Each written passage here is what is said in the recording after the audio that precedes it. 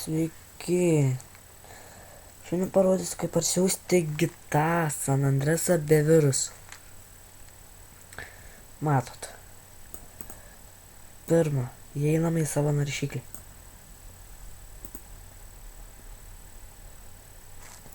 Laukiam.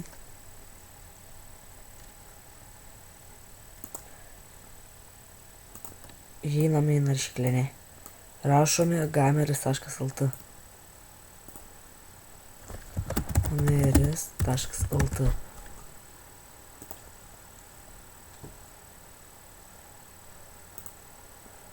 Ir ieškome GTA San Andreaso.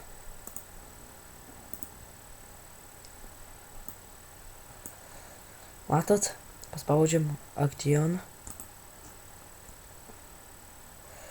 Ir einame į apačią. Ir va. Ir bus GTA San Andreasas.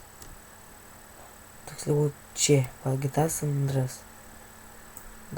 Ojetus. GTA San Andreas. Paspaudžiame. Va, matot.